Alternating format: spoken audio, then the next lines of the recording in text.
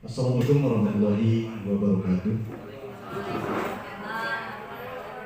Yang saya hormati Bapak Kepala SMPN 1 Waluran, yang saya hormati calon guru penggerak angkatan 10 di SMPN 1 Waluran yang pada kesempatan ini akan melaksanakan diseminasi tentang penyebaran pemahaman budaya positif di sekolah. Yang saya hormati rekan-rekan guru SMPN 1 Waluran yang hadir pada kesempatan ini. Puji dan syukur marilah kita panjatkan kehadirat Rabbi bahwasanya pada hari ini kita semua telah diberikan kesehatan oleh Allah Subhanahu wa taala sehingga bisa bersilaturahmi dalam rangka acara diseminasi ataupun pengimbasan tentang penyebaran pemahaman budaya positif di sekolah, khususnya di SMPN 1 Waluran. Puji dan syukur marilah kita panjatkan kehadirat Rabbi. Semoga acara ini bisa berjalan dengan lancar. Salawat dan salam senantiasa tercurahkan kepada junjungan alam Nabi Bana wa Nabiyana Muhammad Sallallahu Alaihi Wasallam, pada para keluarganya, para sahabatnya, para tabiin dan tabiinnya, dan semoga sampai kepada kita yang mengikuti jejak langkah beliau hingga akhir zaman. Bapak dan Ibu yang saya hormati, di sini saya Kira Derajat akan memandu acara ini tentang diseminasi penyebaran pemahaman budaya positif sampai dengan selesai nanti di 1 jam ke depan nanti. Adapun untuk susunan acara, yang pertama yaitu pembukaan, yang kedua sambutan dari Kepala SMPN 1 Waluran, yang selanjutnya pelaksanaan diseminasi tentang penyebaran pemahaman budaya positif di sekolah, yang selanjutnya akan disampaikan oleh calon guru penggerak angkatan 10 tahun 2024 di BPGP Provinsi Jawa Barat, yaitu Ibu Ani Nurlaina SPDI. Yang selanjutnya itu tanya jawab yang dilanjutkan dengan kesimpulan dan doa tutup. Bapak dan Ibu, di sini diseminasi penyebaran budaya positif ini merupakan pengimbasan, di mana pengimbasan ini adalah bertujuan agar guru penggerak ini dari pembelajaran dari modul 1 sampai dengan modul sekarang ini itu bisa memberikan penularan positif pengimbasannya kepada sekolah, sehingga sekolah ini bisa melaksanakan program-program yang telah dilaksanakan melalui pendidikan guru penggerak. Untuk itu marilah kita buka acara ini dengan mengucapkan lafaz basmalah. Bismillahirrahmanirrahim. Acara selanjutnya yaitu sambutan yang akan disampaikan oleh Bapak Kepala SMPN 1 Waluran. Waktu dan tempat kami persilakan.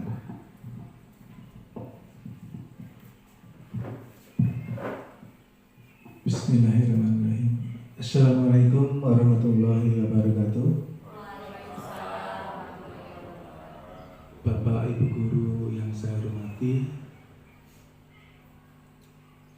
pada kesempatan ini perkenankan saya memberikan sepatah dua patah kata yang berkaitan dengan pengimbasan guru penggerak terhadap rekan-rekan guru di SMP 1 Waluran ini. Salawat beserta salam kita curahkan ke junjungan kita Nabi besar Muhammad Sallallahu Alaihi Wasallam. Bapak Ibu yang saya hormati, yang perlu saya sampaikan yang pertama, terima kasih atas kesediaan rekan-rekan guru untuk menerima materi atau ilmu yang didapatkan oleh salah satu calon penggerak kepada rekan-rekan guru di SMP 1 Waluran ini. Yang kedua, terima kasih ilmu yang diterapkan ini nantinya bisa diterapkan juga oleh guru-guru yang lainnya. Karena apa? Budaya positif pada saat ini perlu kita terapkan di sekolah kita. Apa sebabnya? Dengan kegiatan yang atau budaya-budaya yang positif, maka kegiatan di sekolah kita akan lebih positif. Namun demikian, kepada narasumber yaitu Ibu Ani Nurlaina SPDI, tolong nanti sampaikan dengan sebaik-baiknya dan kepada para Bapak Ibu guru untuk menerima sampai kegiatan ini selesai. Dan mudah-mudahan dengan kita ada penegasan dari guru penggerak, sekolah kita akan lebih bergerak lagi menuju ke hal yang positif. Mungkin itu saja yang perlu kita sampaikan. Terima kasih atas perhatiannya. Wabillahi taufiq. Assalamualaikum warahmatullahi wabarakatuh. Waalaikumsalam warahmatullahi wabarakatuh. Terima kasih Bapak Kepala SP1 Waluran yang telah memberikan sambutannya dan juga pengarahannya awal dari desiminasi ini. Bapak dan Ibu, baiklah acara yang selanjutnya yaitu pelaksanaan desiminasi tentang budaya positif, penyebaran pemahaman budaya positif di sekolah. Mungkin Bapak Ibu bisa menyimak apa saja budaya positif, meliputi apa saja budaya positif yang ada di sekolah. Ya, ada beberapa poin budaya positif yang ada di sekolah, dan mungkin nanti ada hambatan, faktor hambatan dan juga permasalahan, dan nanti mungkin ada satu pertanyaan di forum tanya jawab, solusinya seperti apa ketika budaya positif itu tidak bisa dilaksanakan di sekolah atau ada kendala-kendala lain. Baiklah Bapak dan Ibu, marilah kita simak dan kita ikuti bersama sampai dengan selesai nanti desiminasi penyebaran pemahaman budaya positif di sekolah khususnya di SMPN 1 Waluran. Waktu dan tempat kami persilakan kepada Ibu Anirul Laina, SPDI.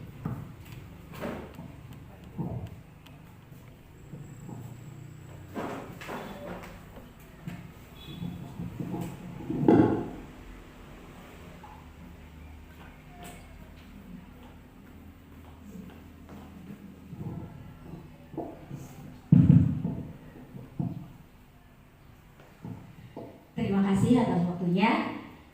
Bismillahirrahmanirrahim. Assalamualaikum warahmatullahi wabarakatuh. Yang terhormat Bapak Kepala Sekolah dan Bapak Ibu Guru juga yang saya hormati. Terima kasih. Mohon maaf atas waktunya sudah mengganggu aktivitas Bapak Ibu hari ini. Baiklah, di sini saya akan memperkenalkan dulu. Nama saya Ani Nur Laila, CGP Angkatan 10, SMPN 1 Waluran, Kabupaten Sukabumi. Baiklah Bapak Ibu, di sini saya akan akan berbagi ya apa yang saya dapatkan selama pelatihan ini di modul paket 1, yaitu ada desiminasi penyebaran pemahaman budaya positif di sekolah. Adapun di sini latar belakangnya?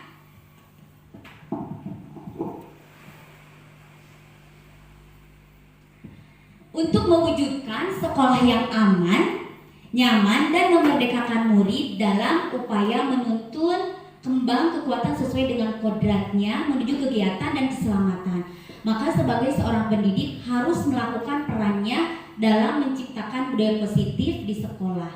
Budaya positif yang dimaksud adalah sikap, perilaku, nilai-nilai, keyakinan, kebiasaan di sekolah yang berpihak pada murid, agar murid dapat berkembang menjadi pribadi yang kritis, penuh hormat, mandiri, dan bertanggung jawab atas tindakannya selaras dengan nilai-nilai kebajikan yang diyakini menuju profil pelajar Pancasila.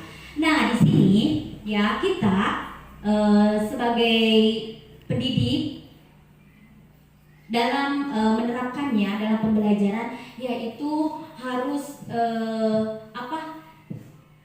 memihak kepada murid, ya, menurut filosofi Ki Hajar Dewantara.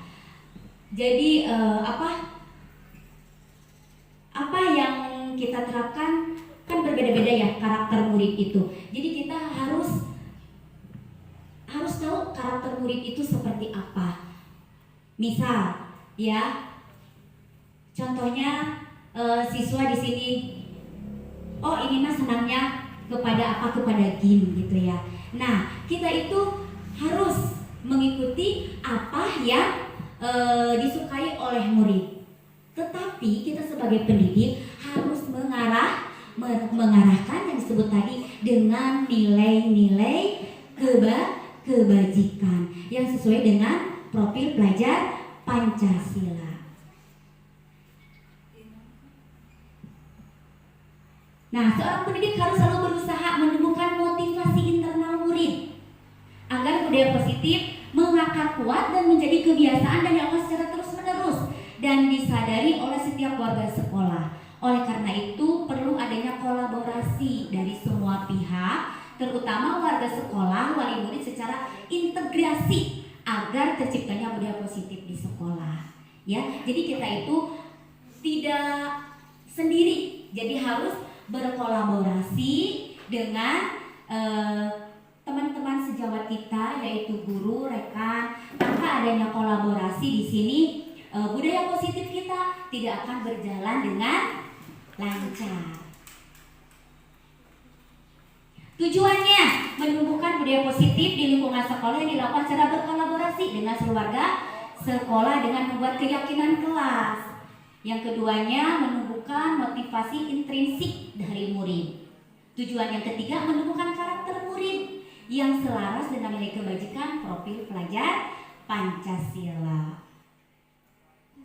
Nah, di sini Bapak Ibu guru ada pertanyaan pemantik ya. Apa yang tadi sudah saya sebutkan di tujuannya, bahwa tadi harus berkolaborasi dengan rekan-rekan yang dan seluruh warga sekolah. Nah, di sini untuk pertanyaan pemantik yang pertama, jawabnya mudah aja, setuju dan tidak setuju. Boleh di sini perwakilan dari Bapak Ibu ya, yang jawabnya setuju apa alasannya, kemudian yang jawabnya tidak setuju juga apa alasannya. Yang pertama, hukuman dapat mendisiplinkan anak, hukuman dapat mendisiplinkan anak itu setuju atau tidak? Siapa yang mau ini mengangkat tangannya? Mungkin Bapak Kepala Sekolah. Hukuman dapat mendisiplinkan anak, setuju atau tidak? Menurut saya, Yang berkaitan dengan hukuman dapat mendisiplinkan anak, setuju atau tidak? Kalau saya tidak setuju ya. Karena apa? Hukuman itu kalau dilihat hanya mendisiplinkan aja itu kurang pas. Sehingga begini, caranya jangan melalui hukuman, tetapi seandainya hukuman, tapi hukuman yang sifatnya mendidik, bukan yang yang istilahnya memberikan judgement ke anak. Artinya apa? Kalau memberikan hukuman, kemudian anak tersebut nanti akan ada istilahnya balas dendam nantinya. Sehingga berilah petunjuk atau arahan sehingga anak akan melaksanakan sesuatu tapi dengan cara sadar gitu, sehingga melaksanakannya dengan baik. Demikian itu dari saya. Terima kasih. Ya, terima kasih Bapak Kepala Sekolah. Jawabannya tidak setuju, betul sekali. Jadi hukuman itu merupakan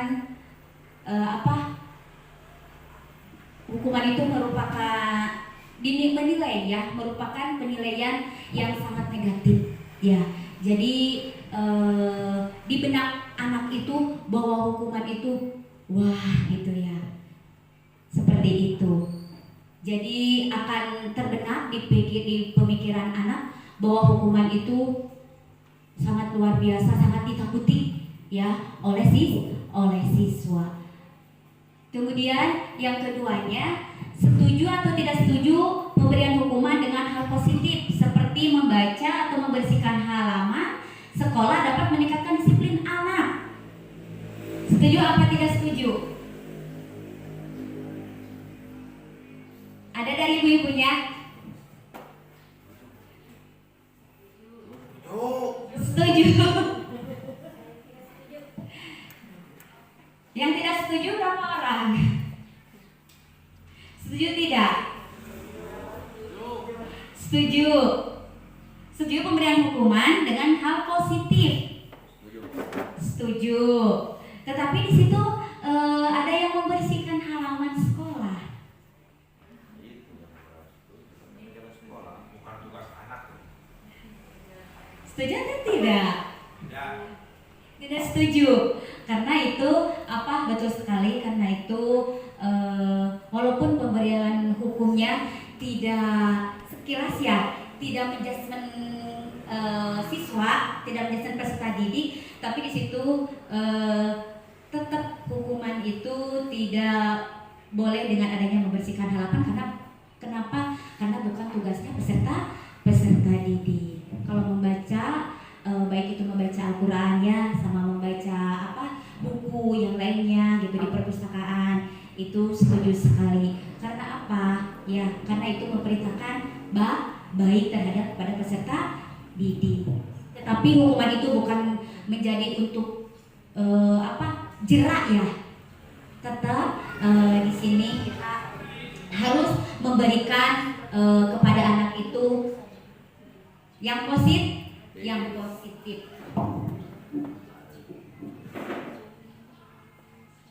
Baiklah, untuk selanjutnya yaitu pertanyaan pemantik yang ketiga, setuju atau tidak setuju memberikan penghargaan dapat meningkatkan motivasi belajar anak? Setuju tidak? Setuju. Karena apa? Untuk memberikan motivasi tersebut supaya peserta didik itu tambah lebih semangat lagi, baik itu dalam pembelajarannya di semua mata pelajaran.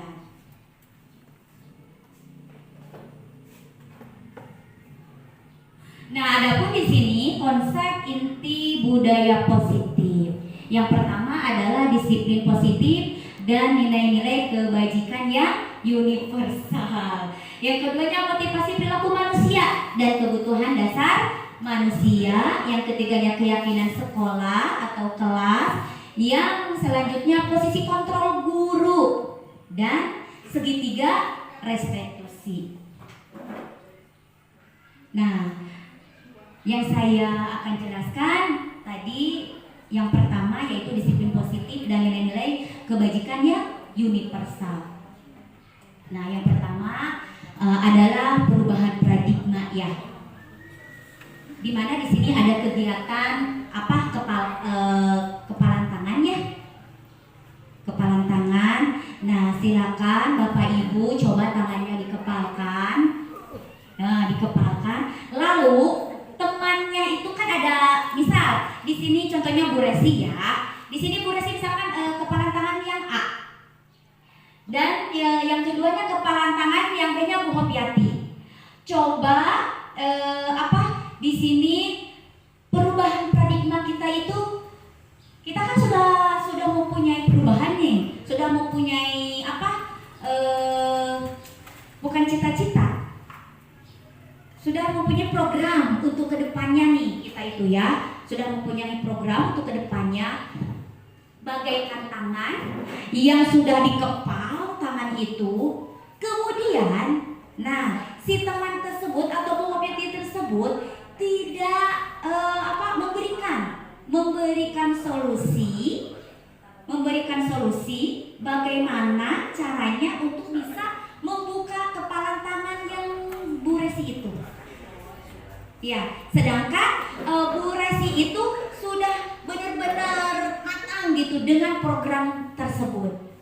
Apakah bisa terbuka untuk rekan-rekan yang lainnya seperti itu ya? Ya, apakah bisa?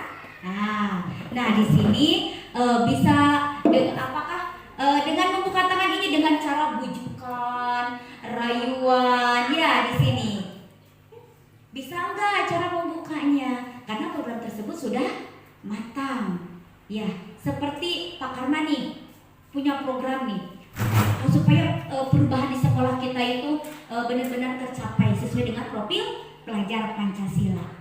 Kemudian ada teman ya, rekan kita yang mau memberikan solusi atau masukan atau tambahan dengan program tersebut.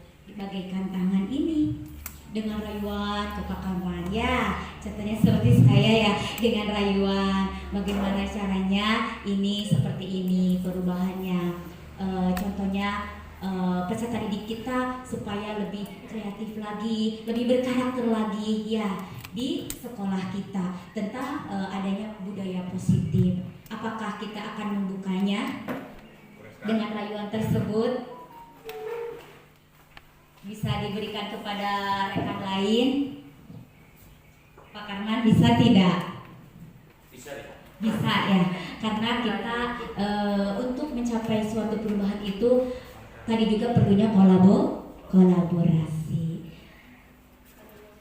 Nah, yang keduanya yaitu perubahan paradigma teori kontrol atau teori pilihan ya. Yang mana yang pertama ada ilusi guru mengontrol murid. Yang kedua, ilusi bahwa kritik dan membuat orang merasa bersalah dapat menguatkan karakter.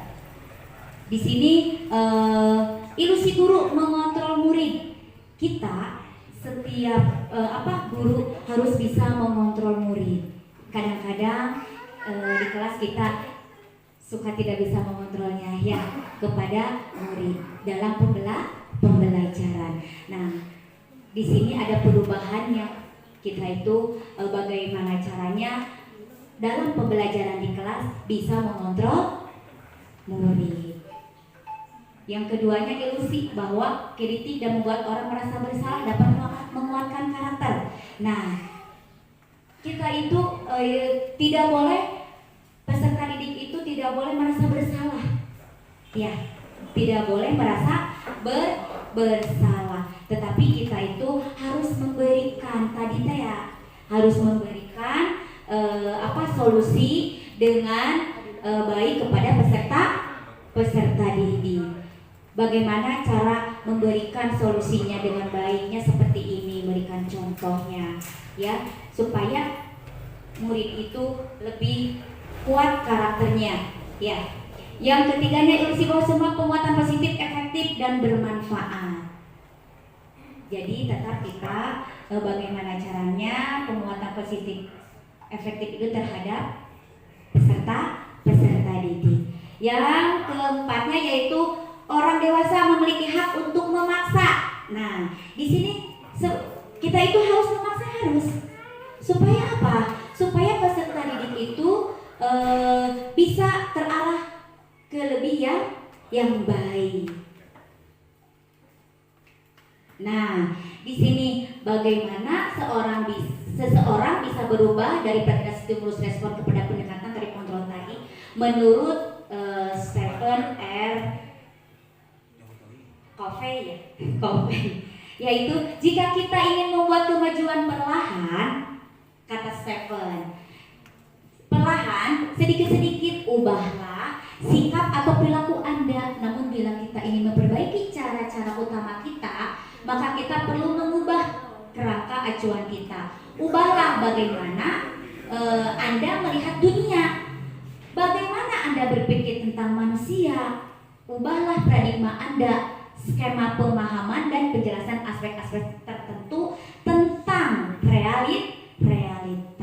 Jadi di sini kita kalau mau maju sekolah kita, kalau mau tercapai sesuai dengan profil pelajar Pancasila, harus perlahan, sedikit demi sedikit. Jadi tidak usah buru-buru kalau kata kepala sekolahnya ya, tidak usah terburu-buru, kita perlahan-lahan, kita ubahlah sedikit demi sedikit. Yang penting kita berkolaborasi dengan rekan-rekan kita, tidak usah terburu-buru. Supaya apa? Supaya karakter-karakter peserta didik dalam budaya positifnya itu bisa tercapai.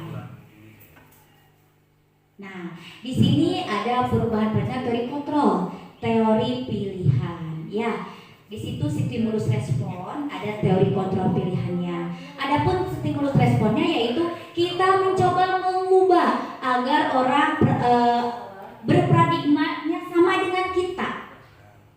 Ya. Kemudian perilaku buruk dilihat sebagai suatu kesalahan. Nah, di sini kita itu harus berusaha memahami pandangan kita terhadap teman kita. Jadi kita itu harus saling menghargai. Ya, semua perilaku memiliki tujuan. Jadi tidak ada yang tidak mempunyai tujuan. Semuanya mempunyai tujuan, tidak saling menyalahkan. Ya. Selanjutnya yaitu orang lain bisa mengontrol saya. Bisa mengontrol saya. Yang bisa mengontrol saya pribadi itu contohnya saya ya, hanya diri saya sendiri, bukan rekan, bukan guru lainnya, tetapi hanya diri sendiri. Bukan teman dekat saya juga yang bisa mengontrol diri saya, tapi tetap dimulai dari diri sendiri. Kalau ingin berubah, berikanlah contoh perubahan kepada peserta didik. Ya, mulai dari kita sendiri. Kemudian pemaksaan ada pada saat bujukan gagal. Nah, di sini kita sering memberikan solusi ataupun perubahan di dalam rapat ya. Pasti ada yang tidak setuju. Kemudian ada juga yang setuju. Tetapi di sini kita sama-sama harus benar-benar berkolaborasi dan saling menghargai dan komitmen. Jadi tidak hanya di situ saja komitmennya, tetapi di lapangan juga harus bersama-sama dan komitmen. Model berpikir yang berpikir menang atau kalah. Di sini menang atau kalahnya di sini kita tidak ada yang menang atau kalah, tapi kita di sini bersama-sama dalam mengadakan perubahan di sekolah kita, yaitu di SMPN 1 Waluran. Nah, di sini selanjutnya yaitu apa makna disiplin. Nah, di sini berasal dari kata bahasa Latin disiplin yang artinya belajar. Makna asal dari kata ini berkonotasi dengan disiplin diri dari murid-murid ya, Sokrates dan Plato. Yang ketiganya disiplin diri membuat orang menggali potensinya menuju sebuah tujuan apa yang dia hargai. Yang keempatnya, namun dalam budaya kita makna kata disiplin telah berubah menjadi suatu yang dilakukan seseorang pada orang untuk mendapatkan kepatuhan. Kecenderungan umum adalah menghubungkan kata disiplin dengan ketidaknyamanan, bukan dengan apa yang kita hargai atau pencapaian suatu tujuan yang mulia. Itu makna disiplin.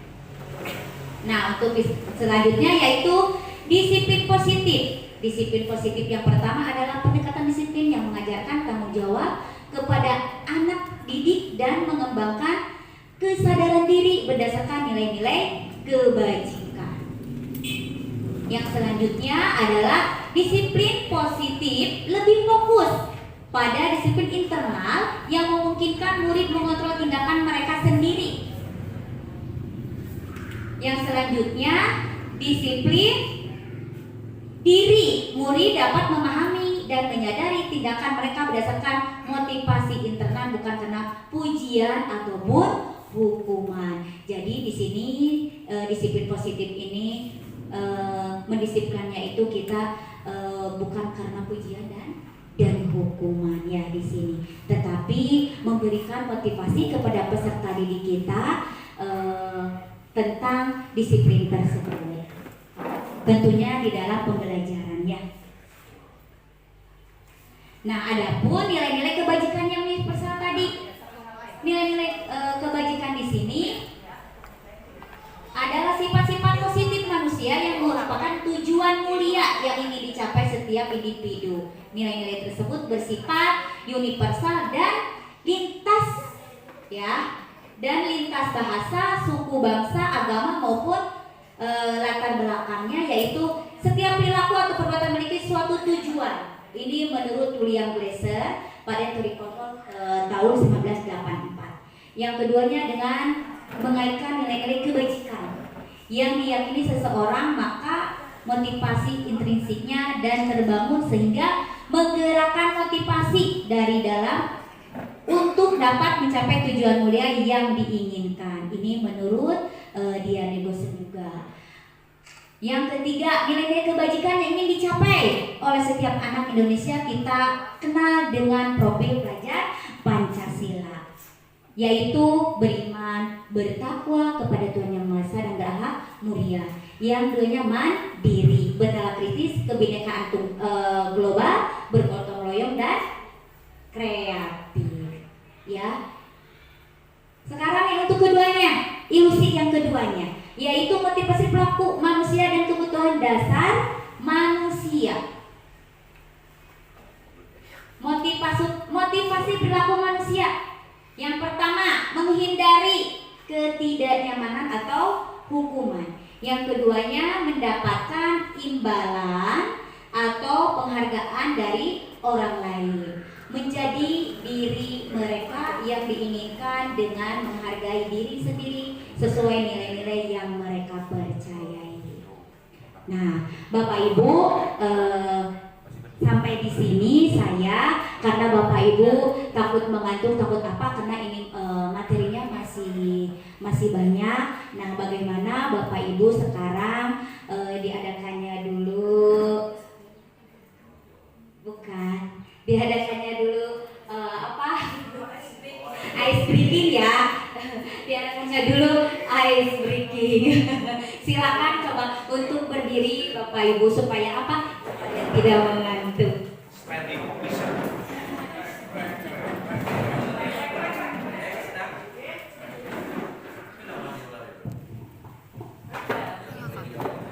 Mungkin di sini ada yang sudah tahu ya? Ya.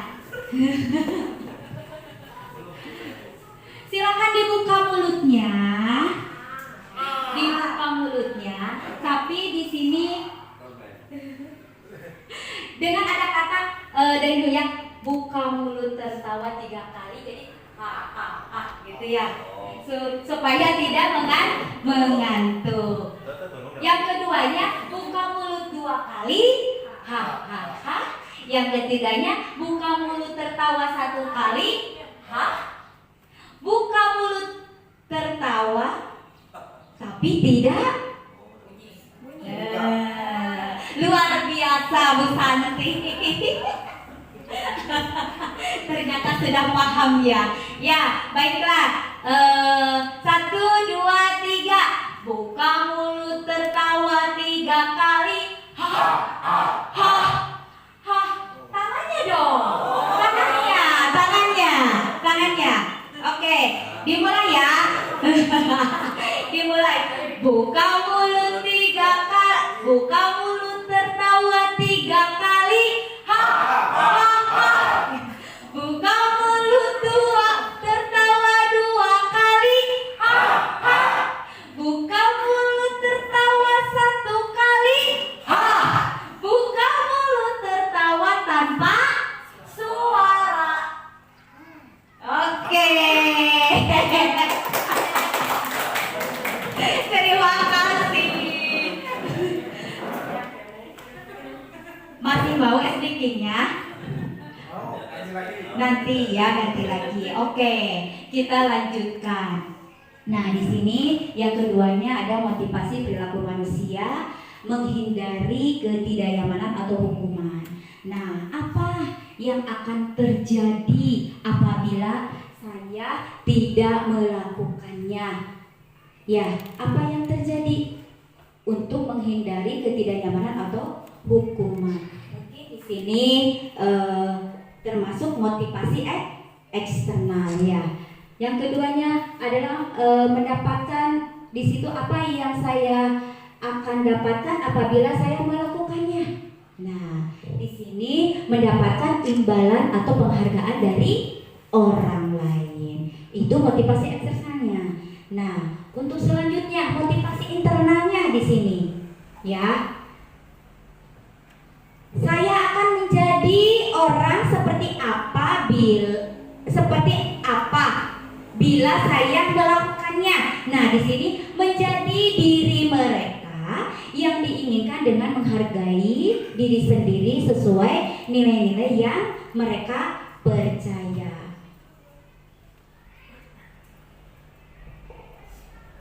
Di sini ada pertanyaan reflektifnya ya. Reflektifnya yang pertama, apakah Anda setuju dengan tindakan Pak Setno ya terhadap Irfan dan mengapa? Yang keduanya, menurut Anda tindakan Pak Setno terhadap Irfan adalah sebuah hukuman atau konsekuensi dan mengapa? Nah, di sini baiklah Bapak Ibu silakan untuk mencermati atau membaca ini tentang Irfan ya, tentang Irfan. Baiklah, saya akan bacakan ya, takutnya tidak ada yang kebaca. Nanti kita sama-sama apa yang tadi sudah dibacakan soal yang kedua ini. Irfan kurang menguasai pelajaran matematika, sehingga pada saat pelajaran tersebut berlangsung dia lebih banyak berdiam diri atau menggambarkan di buku pelajarannya. Pada saat guru matematikanya, Pak Seno menanyakan pertanyaan Irfan menjadi gugup dan tak sengaja menjatuhkan tasnya dari kursi serta tiba-tiba menjadi gagap pada saat berupaya menjawab. Seluruh kelas pun tertawa melihat perilaku Irfan yang bicara tergagap dan terkejut tersebut. Pak Seno pada saat itu membiarkan teman-teman Irfan menertawakan Irfan yang tergagap dan malu luar biasa, dan malahan minta Irfan untuk maju ke depan dan berdiri di depan kelas sambil menunjuk hidungnya karena tidak bisa menjawab pertanyaan Pak Seno.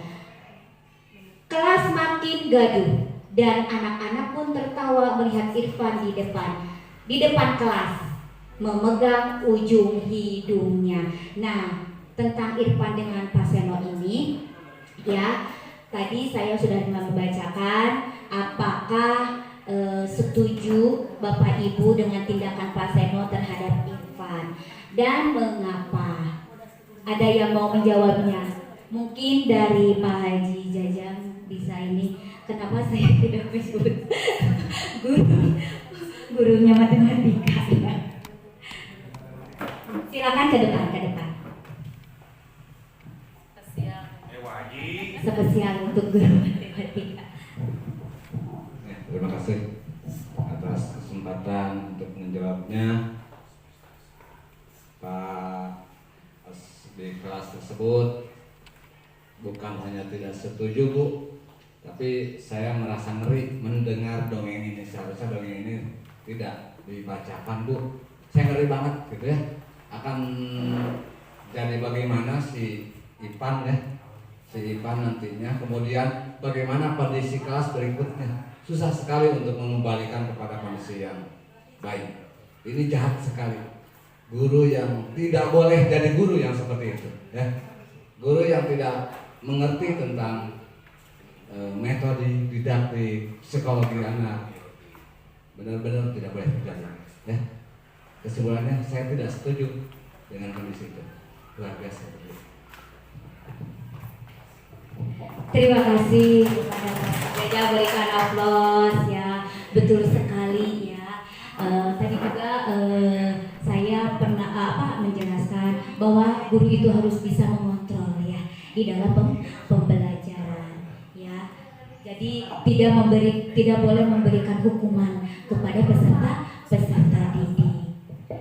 Untuk yang keduanya, menurut Bapak Ibu, tindakan Pak Seno terhadap Irfan adalah sebuah hukuman ya tadi, makanya tidak setuju, atau konsekuensi. Nah, mengapa? Nah, tadi juga betul sekali yang dijawab oleh Bapak Haji, yaitu guru matematika tersebut ya, bahwa itu tidak setuju karena kita tidak boleh memberikan hukuman terhadap peserta didik atau konsekuensi, karena di situ kita tadi ada kesepakatan kelas sebelum pembelajaran. Terima kasih Pak Haji. Baiklah, selanjutnya Nah, ada perbedaan hukuman dan konsekuensi. Ya, di sini ada tindakan guru, hukuman atau konsekuensi. Di sini tindakan gurunya mencatat 100 kali di dalam buku kalimat, saya tidak akan terlambat lagi karena terlambat ke sekolah. Nah, di sini hukuman atau konsekuensinya seperti apa? Ya, kemudian yang keduanya, lari mengelilingi lapangan basket 2 kali karena terlambat hadir di sekolah. Yang ketiganya, murid diminta untuk push up 15 kali karena tidak menggunakan masker ke sekolah. Yang selanjutnya, menggantikan kertas tugas teman yang telah dicoret-coret. Nah, di sini hukuman atau konsekuensinya seperti apa juga? Membersihkan tumpahan air di meja tulis karena tersenggol pada saat belajar. Kemudian selanjutnya, murid disuruh untuk mengenakan sepatu seharian di sekolah karena tidak mengenakan sepatu hitam. Lari mengelilingi lapangan basket 2 kali karena terlambat 10 menit untuk pelajaran PJOK. Kenapa di sini untuk pelajaran PJOK? Ya, ini tindakan gurunya antara perbedaan hukuman dan konsekuensi. Selanjutnya yaitu di sini hukum. Udah tadi ya. Jadi itu termasuknya ada hukuman, ada konsekuensi.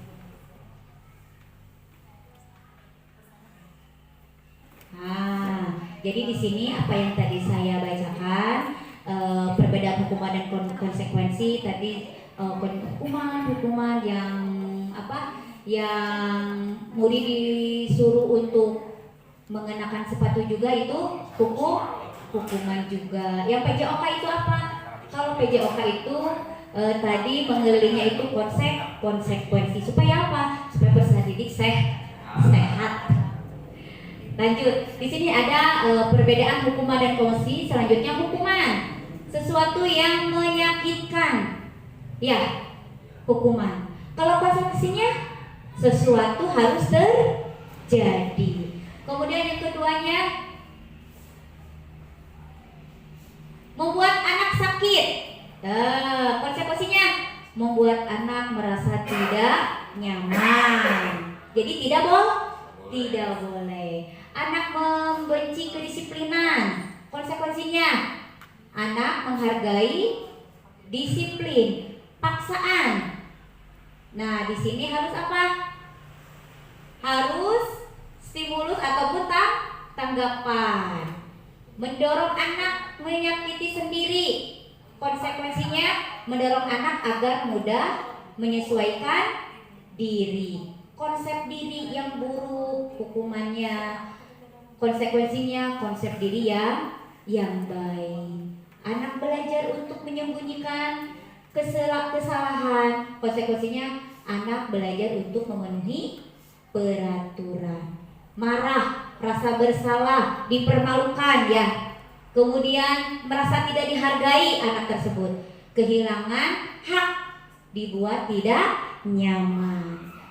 Jadi kita itu harus benar-benar di sekolah itu Bapak Ibu guru menjadikan rumah kedua untuk peserta didik dan menjadikan nyaman dan aman dulu. Baru betah di kelas. Nah, di sini dijelaskan dihukum oleh penghargaan. Ya. Bahwa penghargaan berlaku sama dengan hukuman dalam arti meminta atau membujuk seseorang melakukan sesuatu untuk memenuhi suatu tujuan tertentu dari orang yang meminta atau membujuk dorongan eksternal dan akan ada faktor ketergantungan. Ya, jadi Bapak Ibu memberikan penghargaan ya terhadap peserta didik itu ada dampaknya. Ya, ada dampaknya positif dan ada dampaknya negatif juga. Tadi Bapak Ibu menjawabnya setuju ya kalau misalkan memberikan penghargaan karena di situ memberikan motivasi kepada peserta didik. Tetapi di sini berdampaknya ada positif, ada negatif. Nanti peserta didik akan ketergantungan dengan penghargaan tersebut.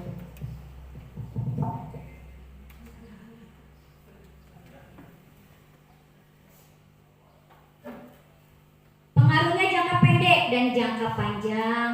Penghargaan menghukum, penghargaan menurunkan kualitas. Kemudian penghargaan mengurangi ketepatan, yaitu penghargaan menaikkan kreativitas. Penghargaan tidak efektif, penghargaan merusak hubungan, penghargaan mengurangi motivasi intrinsik. Nah, selanjutnya dengan memahami ketiga motivasi tersebut, perilaku tersebut, guru dapat mengidentifikasi motivasi perilaku murid. Jika murid terdorong oleh motivasi untuk menghindari hukuman atau mendapatkan penghargaan eksternal, guru harus berupaya untuk membangun motivasi internal agar murid menjadi pribadi yang menghargai diri sendiri dengan nilai-nilai yang mereka percaya. Penting untuk menghindari penggunaan hukuman dan memberikan penghargaan yang berlebihan guna meminimalkan motivasi eksternal pada murid. Nah, di sini ada kebutuhan dasar manusia. Yang pertama ada gambar love ya, hati. Nah, love di sini berarti apa tandanya? Kasih sayang. Kemudian maaf ya tidak kelihatan di sini.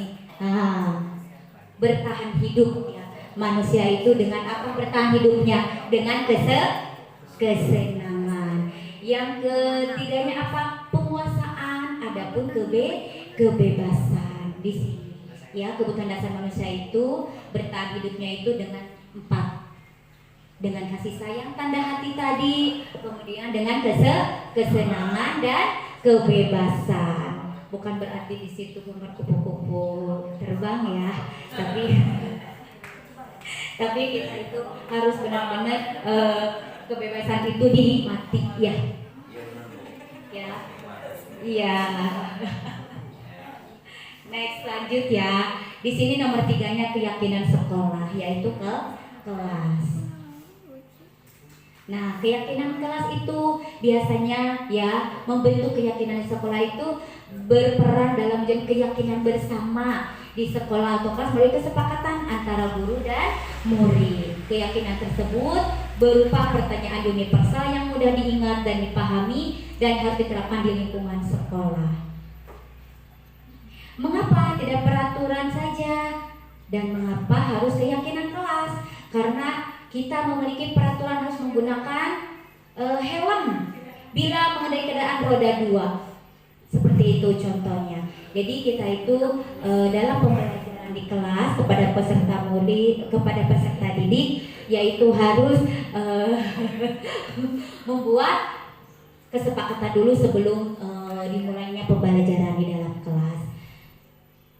Supaya kenapa? Karena agar tercapainya tujuan pembelajaran sesuai dengan profil pelajar Pancasila. Yang selanjutnya, mengapa kita memiliki peraturan 3M? Ya, menggunakan masker di tinta dan menjaga jarak 15 meter. Kemudian mengapa kita memiliki peraturan harus datang tepat waktu? Ya, pada saat mengikuti pelajaran ataupun pelatihan apapun. Jadi kita harus benar-benar untuk mendukung motivasi intrik kembali ke nilai-nilai atau keyakinan-keyakinan yang boleh menggerakkan seseorang dibandingkan mengikuti serangkaian peraturan-peraturan. Yang mana yang merupakan keyakinan seperti ini ya contohnya di dalam kelas. Ya, bisa anak-anak contohnya dengan memakai stick note ya, sticky note gitu ya, bisa dengan itu. Di sini peraturan keyakinan kelasnya, contohnya ya seperti ini peraturannya. Selalu mengembalikan buku ya, kemudian dilarang mengganggu temannya ataupun orang lain. Kemudian hadir di sekolah tepat waktu masuk kelas ya. Yang selanjutnya di dalam melakukan bullying ya, di dalam kelas ataupun di sekolah kita. Kemudian apalagi dilarang menggunakan atau memakai obat-obat yang terlarang. Yang selanjutnya jangan jangan apa ya?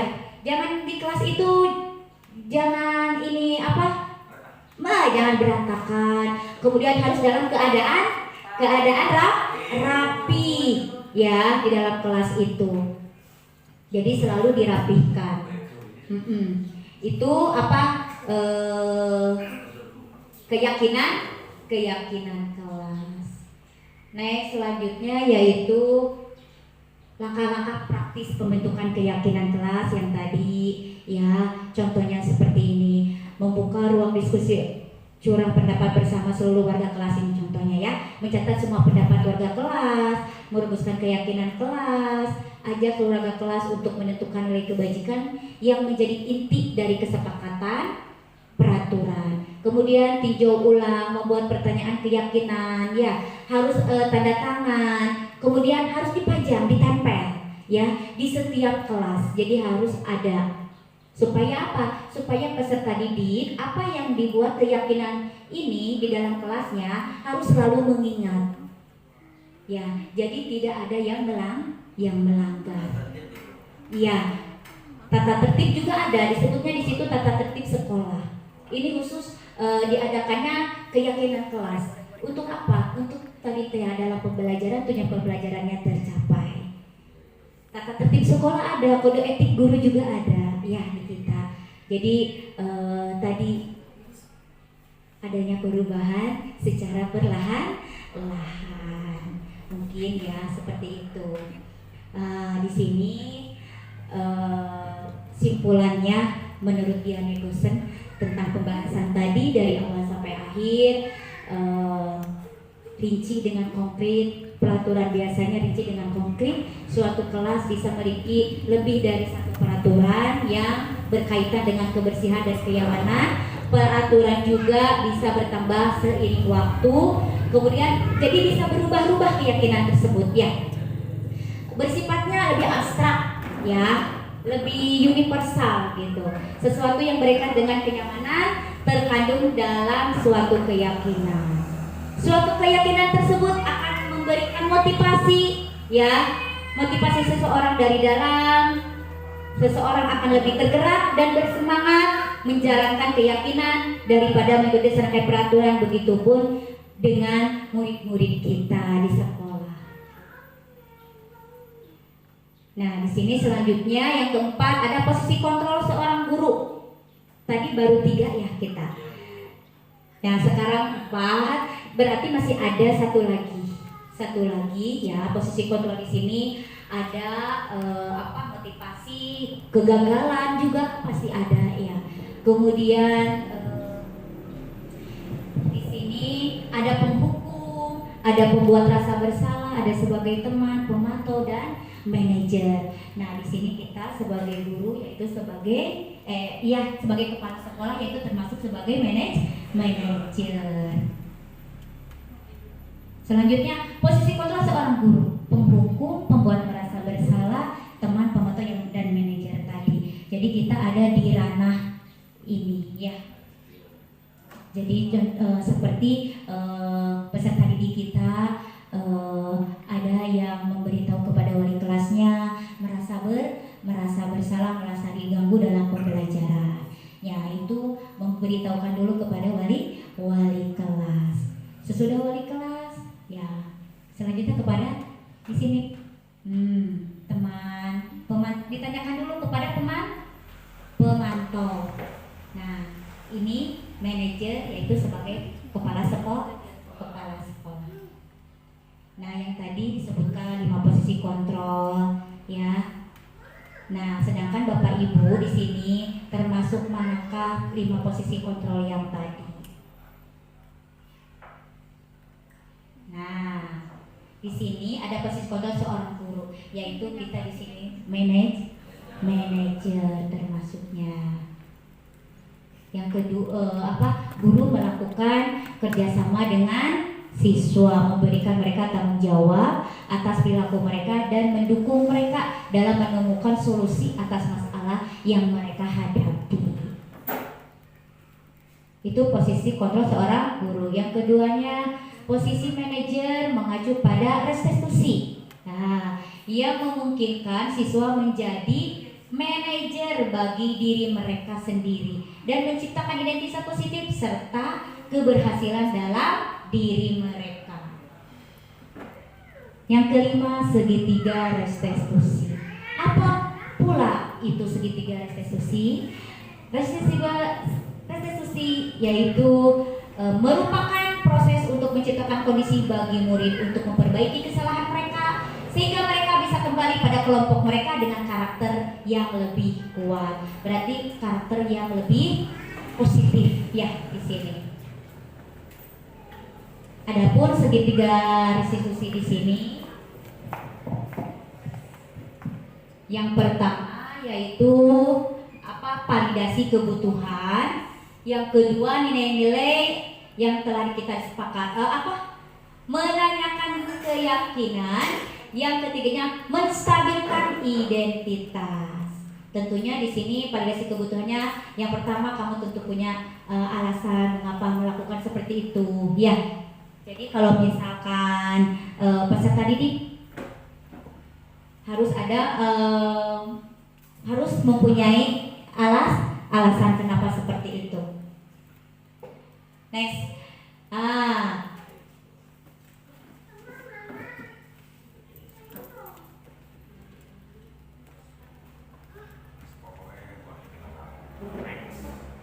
kenapa jadi ke atas?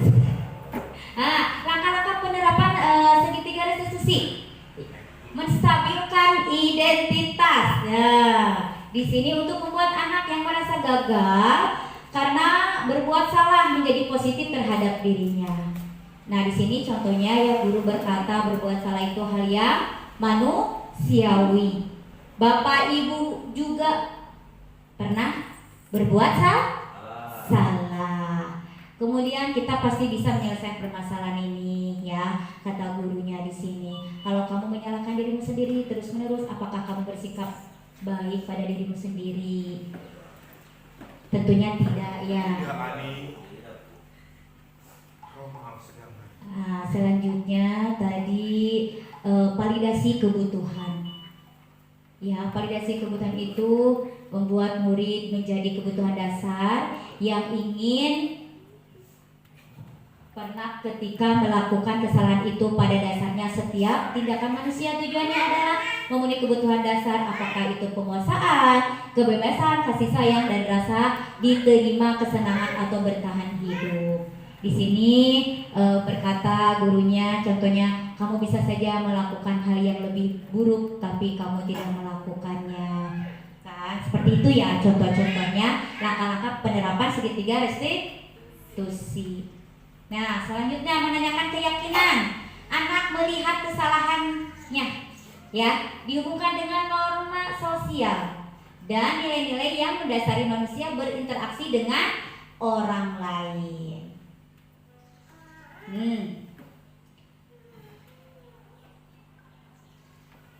Intervensi di sini ya. Intervensi ini bisa membantu murid kembali ke tujuan semula dengan cukup singkat dengan cara-cara non-konfrontatif. Adapun di sini ada pertanyaan-pertanyaannya ya. Bisa dilihat. Di sini merefleksi ya. Refleksi di sini untuk Bapak Ibu guru yang mana yang telah tadi disampaikan ya dari awal tentang perubahan paradigma ya, segitiga restitusi dan lain sebagainya. Di sini bagaimana saya akan menanyakan bagaimana perasaan Bapak Ibu setelah mengikuti diseminasi pada hari ini, puas atau tidak? Terima kasih. Kemudian apa rencana Bapak Ibu ke depannya setelah mengikuti diseminasi pada hari ini? Apa rencananya? Mungkin ada yang bisa menjawab dari ibu-ibunya belum?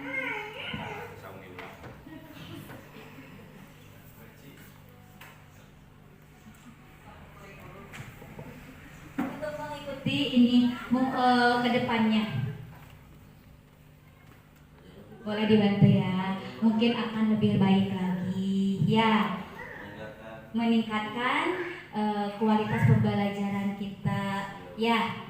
Mungkin kalau lebih sering Bu dilaksanakan dari teman-teman yang lainnya juga dari Ibu ya, ini akan lebih menambah wawasan referensi bagi kita semua Bu, sesuatu yang bagus nih.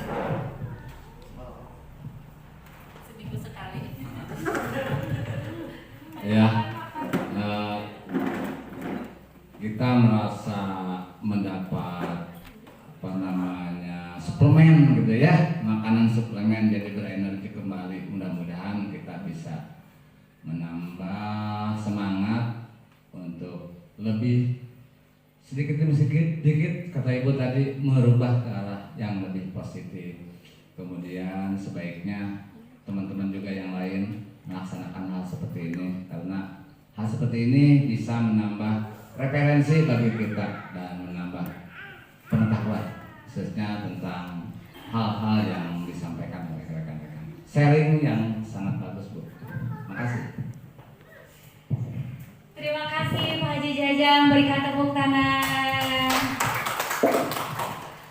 Mungkin betul sekali apa yang sudah direfleksikan ya sama Pak Haji Jajang. Kita kalau mau berubah itu harus pelan-pelan sedikit demi sedikit ya. Lebih sering lagi kita sharing ya, supaya apa? Supaya menambah lebih luas lagi wawasan Bapak Ibu guru. Terima kasih. Mungkin apa yang saya sampaikan banyak kekurangannya dan mohon maaf apabila ada yang tidak berkenan di hati Bapak Ibu. Terima kasih. Wassalamualaikum warahmatullahi wabarakatuh.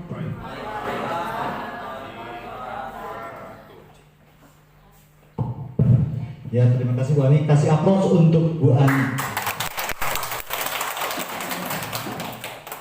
Sangat luar biasa sekali Bu Ani telah memberikan pencerahan kepada kita semua tentang budaya positif yang harus kita terapkan di sekolah. Ternyata banyak sekali budaya positif yang akan membangun dan juga membawa paradigma baru, perubahan-perubahan tentang sekolah kita. Jadi tarik sebuah kesimpulan bahwa budaya positif itu adalah nilai-nilai, keyakinan-keyakinan yang berpihak pada murid. Di mana nilai-nilai tersebut yaitu ada beberapa langkah, ya, ada beberapa langkah tentang nilai-nilai keyakinan. Yang pertama itu terapkan komunikasi terbuka, adanya kolaborasi antara guru dan murid, antara guru dan kepala sekolah, ya, dan juga hindari pendisiplinan dengan cara yang negatif. Karena hukuman berbeda dengan kesepakatan kelas. Kalau hukuman itu hanya bersepihak, keputusan sepihak tanpa ada keputusan komunikasi dua arah. Ya, kalau kesepakatan kelas itu adalah kesepakatan antara guru dan juga peserta didik. Jadi di sana ketika seorang siswa itu melakukan suatu permasalahan atau kesalahan, sehingga siswa akan menyadari dalam diri sendiri rasa tanggung jawab, rasa bersalah. Kalau misalkan membuang sampah, berarti konsekuensinya harus membuang sampah tersebut. Nah, seperti itu. Yang selanjutnya tentang 5 posisi kontrol guru. Ada yang disebut dengan penghukum, berarti guru itu setiap hari ketika ada salah hukum. Ada juga pembuat rasa bersalah, berarti siswa itu diberi penjelasan bahwa siswa itu merasa bersalah dan akhirnya siswa itu trauma tentang kesalahannya. Pemantau juga terus mengintai, identifikasi, mencari kesalahan siswa. Yang lebih baik itu adalah manajer, di mana siswa itu yaitu guru itu bisa memanajerial si murid itu agar lebih baik dengan segitiga restitusi tadi, menstabilkan, mengidentifikasi kesalahan dan juga mengembalikan lagi siswa itu agar lebih baik lagi. Mungkin hanya itu. Terima kasih. Mudah-mudahan ilmu ini bermanfaat bagi kita semua dan juga khususnya bagi SMPN 1 Waluran. Wabillahi fisabilillah. Wassalamualaikum warahmatullahi wabarakatuh.